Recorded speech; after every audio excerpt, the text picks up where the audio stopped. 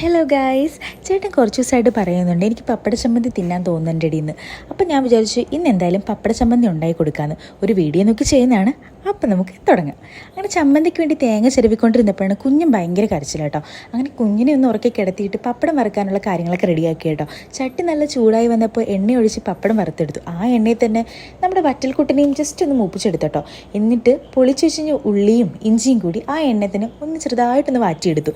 അത് കഴിഞ്ഞിട്ട് നമ്മൾ സാധാരണ ചമ്മന്തിക്ക് അരയ്ക്കുന്ന പോലെ തന്നെ തേങ്ങയും ഈ വറ്റൽമുളകും ഉള്ളിയും ഇഞ്ചിയും പിന്നെ കുറച്ച് പുളിയും അത് കഴിഞ്ഞിട്ട് ഉപ്പിടാൻ മറക്കരുത് കേട്ടോ. ഉപ്പുണ്ടെങ്കിൽ ടേസ്റ്റ് ആവത്തുള്ളൂ. ഉപ്പിട്ട് നമ്മൾ സാധാരണ ചമ്മന്തിക്ക് അടിക്കുന്ന പോലെ തന്നെ അടിച്ചെടുത്ത കേട്ടോ. പക്ഷേ പപ്പടം കൂടി ഇട്ടാലാണല്ലോ പപ്പട ചമ്മന്തി ആവത്തുള്ളൂ. അതുകൊണ്ട് ഈ വറുത്ത് വെച്ചിരുന്ന ഈ പപ്പടം കൂടി എടുത്ത് ഒന്ന് ക്രഷ് ചെയ്തെടുത്തിട്ടോ. അങ്ങനെ നമ്മുടെ പപ്പട ചമ്മന്തി റെഡി. അതുമായിട്ട് ആ ചൂടായിട്ട് ഒരു പിടി പിടിച്ചിട്ടോ. ഗൈസ്, ഇന്ന ടേസ്റ്റ് ആയിരുന്നു അറിയുമോ. ചേട്ടന് ഒരുപാട് ഇഷ്ടപ്പെട്ടു. നിങ്ങൾക്ക് ഇഷ്ടപ്പെട്ടാൽ ഒന്ന് ട്രൈ ചെയ്ത് നോക്കണേ.